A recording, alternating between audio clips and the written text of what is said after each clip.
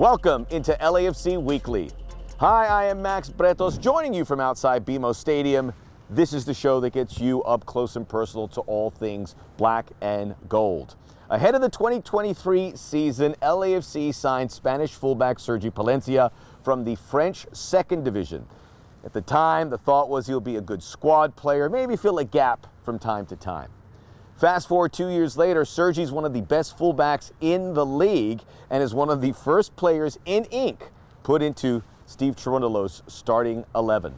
Beginning his football journey way back in 2007 with the famed Barcelona La Masia Academy, he continues that here in Los Angeles, salt of the earth guy and a really good footballer. We go off the pitch with Sergi Palencia with our good friend Katia Castorena.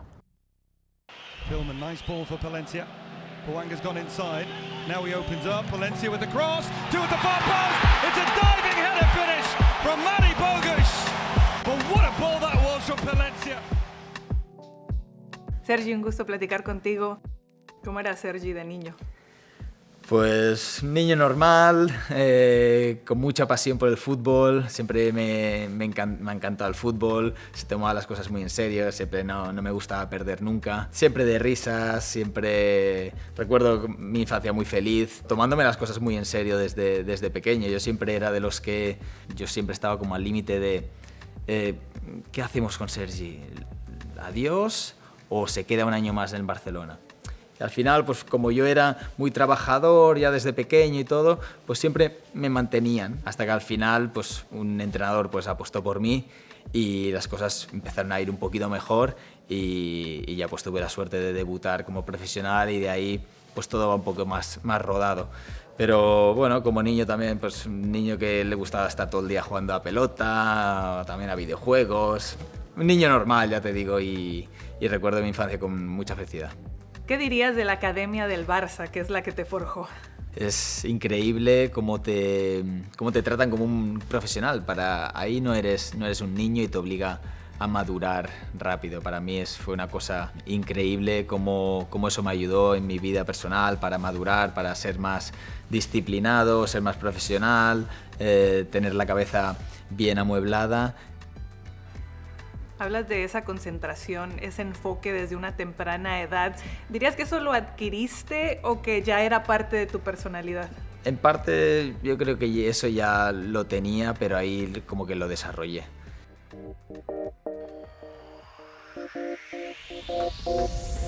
Hablando de ese pedigrí de élite, de campeones del mundo, mencionas a Lloris y a Giroud. ¿Cómo es compartir con ellos en el día a día y lo que han aportado para este vestidor?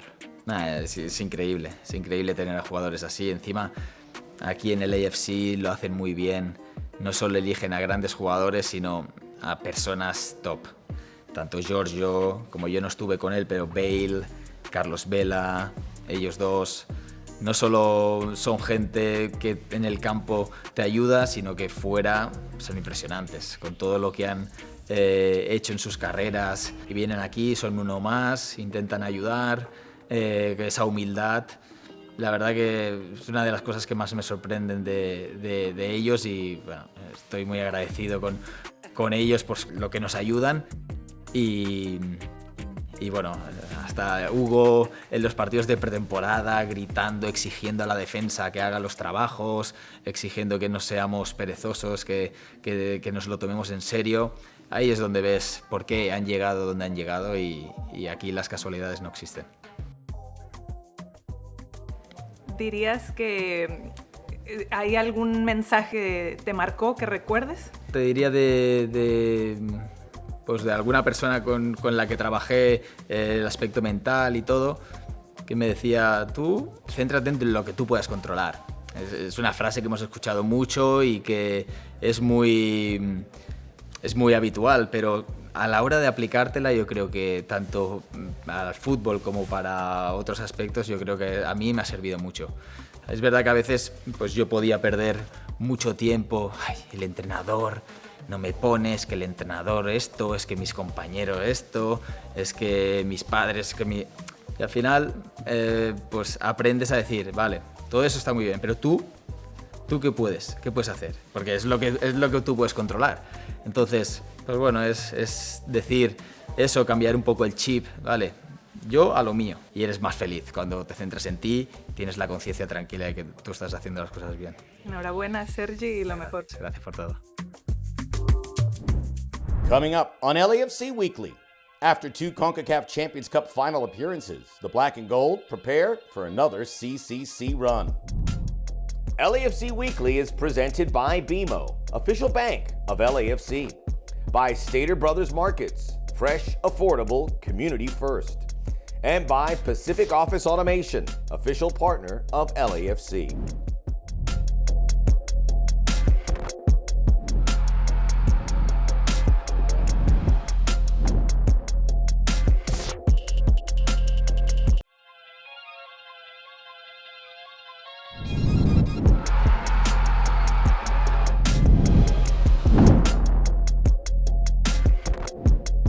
Welcome back to LAFC Weekly. Making the CONCACAF Champions Cup is a reward. You have to be an elite team and or win some silverware to make it. And from MLS, if you do, you join other clubs that are elite from around the region, Mexico, Central America, and the Caribbean. Winning the CCC, as the kids like to call it, changes your club profile forever. LAFC has come close in 2020 and in 2023, navigating through the tournament only to fall short in the final. In its short history, they're a regular participant in it. One of these years, they are going to hit the tape. We go behind the crest, the road to the CONCACAF Champions Cup. Levan Barton ends the game, and Club Leon have won the CONCACAF Champions League. On the one hand, we're the only MLS team to have done what we've done and making 2 finals, but on the other, that is not what we set out to do. We want to win Champions League. It's something that we want bad as a club, as players, as a staff, as ownership, and to be back in Champions League is an honor. It's something we don't take for granted, and we're definitely going to go for it again this year. It's a big test for us. We have a lot of MLS opponents to start this CONCACAF run, but all that means is we know what we're up against. Es el objetivo principal del club y del equipo, si nos preguntas a día de hoy. Además también es la primera competición que tenemos, el primer partido. Estamos trabajando toda la pretemporada con el objetivo ese en mente. Champions League is something we're all looking for to play. The main objective of this club is winning trophy, and I think we have a chance with Champions League to do it. Ese tiene que ser el objetivo, llegar a otra final y esta vez ganarla.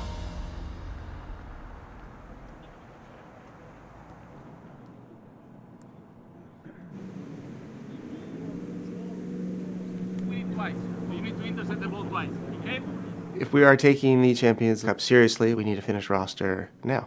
Our first game is in a couple of weeks. And so it's great to see. John and his team have worked throughout the offseason to make that happen. We have a lot of new faces, so we have some work to do as far as integrating players into our system. With Champions coming at the beginning of the season, starting even before our league season, we wanted to have as much of the group together for as much of preseason in order to prepare, and then also to allow the coaches to rotate as needed in this early part of the season where we have a high concentration of games to enable us to compete on all fronts. To be this far along in preseason, it feels good. It feels like we're a lot more complete. We're able to go over more things tactically and feel like everyone's more on the same page. That's so important to get these reps in with Champions League creeping around the corner. So it's a good feeling.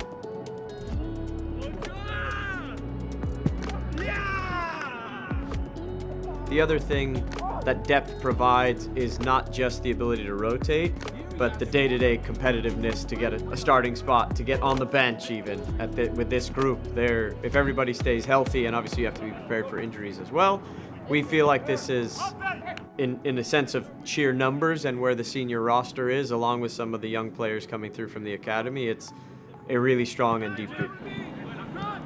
The first couple weeks for us in preseason is all about getting our fitness there. So ideas with the ball, but more than that, it's getting your legs heavy, getting your mind heavy, trying to push through those sorts of things. And as we get towards the end of preseason, it'll be about putting the right thoughts together with the right fitness so that by the time Colorado comes up, it's going to come faster than we think. We're going to need to be ready for that. So you want to see some rhythm by the end of preseason to make sure we're ready for that.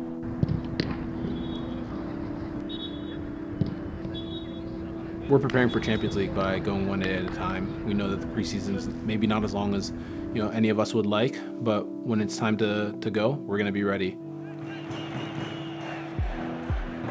That's what all these test games are for. We've had a few scrimmages so far. Each time it feels like the competition continues to get better and better, if for no other reason because they're more fit and they're closer to the season kickoff. It's not an easy test to go to Colorado at altitude in the winter. I've played in freezing cold games where it's snowing, can't even see any of the lines, so I know what it's like to go there at this time of the year. I know that they're going to use that to their advantage, knowing that they've been training in it a little bit more. We're going to take it to them on that game day and hope to set up a nice return leg here at BMO. Tenemos que ser ambiciosos, tenemos que ir a por todo. Tenemos que ganar la primera para el club, igual que el año pasado ganamos la primera Open Cup. Entonces vamos para ello, ronda a ronda. Sabemos que tenemos un largo camino por delante, un cuadro difícil, pero partido a partido y ese tiene que ser el objetivo, llegar a otra final y esta vez ganarla. Coming up on LAFC Weekly, we go inside Gareth Bale's most iconic moments with the black and gold.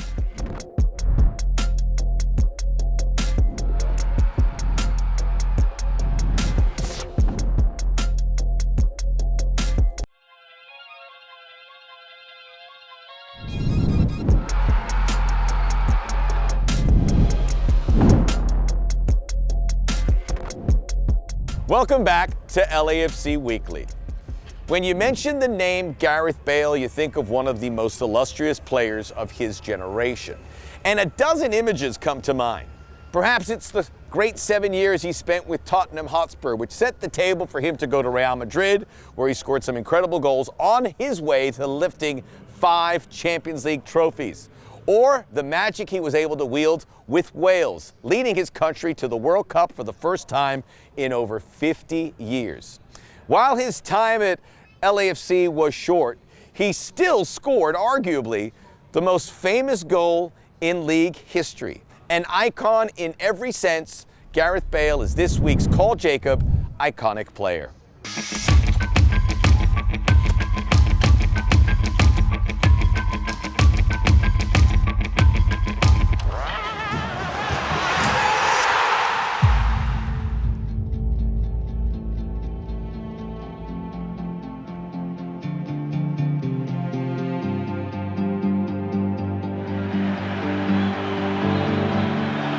To Major League Soccer, Gareth Bale.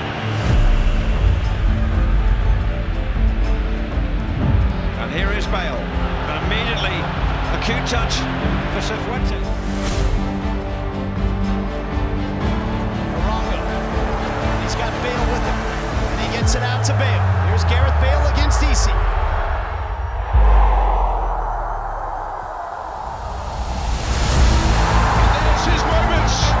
As he makes his mark in Major League Soccer. And that's it. LAFC come from behind and they hold on for a win.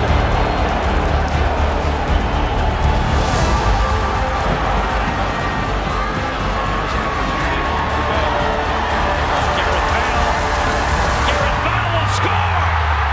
Yes! Gareth, you can never use the excuse you can't run anymore. we have it On video. on video. Hopefully now I can play my part and take this club hopefully to the next level. And like we all say, our main goal is to try and win a trophy, a championship, and we'll give everything we can to do that. LAFC find a way back in. Elie to Palacios to the byline. Palacios to the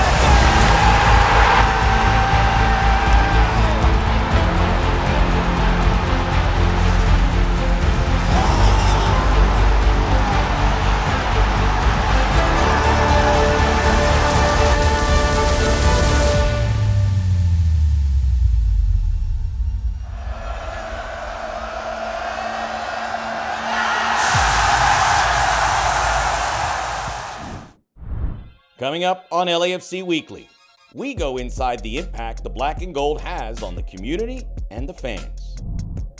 LAFC Weekly is presented by BMO, official bank of LAFC, by Stater Brothers Markets, fresh, affordable, community first.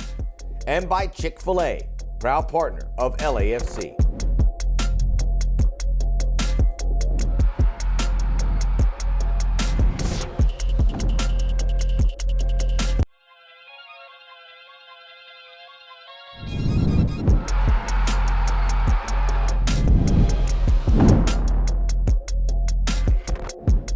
Welcome back to LAFC Weekly. What does LAFC mean to me? Well, I'm glad that you asked. Personally, it meant the world as I got to come back to Los Angeles and cover the sport and the league that I love, helping build something that is so important to so many here in Los Angeles, in Southern California, and quite frankly, all over the world for fans that support the black and gold. It is a community. And whether it is the thrill of victory or the agony of defeat, it'll give you that support system to get a hug or a shoulder to cry on. It is this week's Classic Club Moment presented by Stater Brothers. What does LAFC mean to you?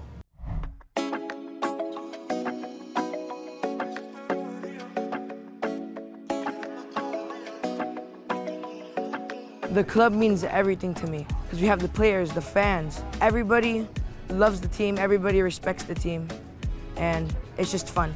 It's unlike anything else in Los Angeles. I'm born and raised, and you can't get a West Sider to come to the East Side for anything. And LAFC does it. LAFC really feels like it truly represents Los Angeles. I grew up around here. To see the stadium go up, being basically in my backyard, it's been phenomenal. For me personally, it's come to mean community. It's allowed me to meet many people in LA. It's allowed me to have an expanded family locally and in Los Angeles. And it's allowed me to share incredible memories with my boys and my kids who have shared the journey the entire way through. This has been such a joy for me, my family, for my friends, to not only have, this amazing sports experience, a brand new sports experience in a way, for the city of Los Angeles, but to build this community and to truly build a football club. That kind of unity and that bond is something that I never imagined. As someone who was not born and raised in LA, someone who got here right after the club was announced, this club has come to be family to me. It has become home away from home. After my first experience at an LAFC game, that was the first moment when I said, I love LA. That's what broke the dam for me. It's not transactional like a lot of sports teams. You come here and the fact that you can meet the club president at a tailgate walking around saying hi, that's unheard of.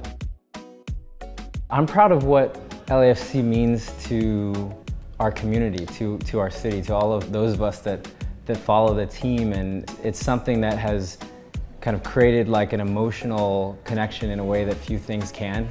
LAFC is just a really important part of my life. I could never have imagined how much I'd feel connected to the LA community as a result of being involved with LAFC. The LAFC community means a lot, and I think everybody, when they talk about their club, they talk about it being a family or it being all these things, and I think a lot of that is fluff, but here I've felt that since day one, and it has felt like one of the tightest locker rooms. The way the guys compete for each other, the way the guys compete for our coaches and our staff. I think that's why you've seen a lot of success on the field with us. It's bigger than just one individual player, and it becomes about the club, and to be a part of that, to be able to fight for something bigger than yourself is a really cool feeling.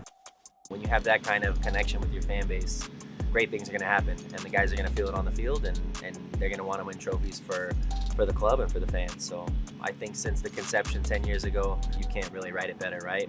Winning trophies, making finals, representing your city, representing the fans in such a great way, on and off the field. It's been a fantastic 10 years, and I hope everyone feels the same. It's come to mean a determination for excellence, a willingness for challenge, not being adverse to risk, being an agent for uniqueness and a value proposition for the audience, remembering that we're in the audience business, we're a live attraction, and we have to engage our audience, and to engage them, we have to bring a purposeful product That is the fans, the team, the venue, the food, the players, the field, all the things that make up for success. Any one of those things out of whack, and you got just another team or another business. The past decade has been more than a dream come true, and I look forward to what is ahead and the things we're all going to accomplish together. That's going to do it for LAFC Weekly. Make sure you tune in next week for an all-new episode. Until then, go black and gold.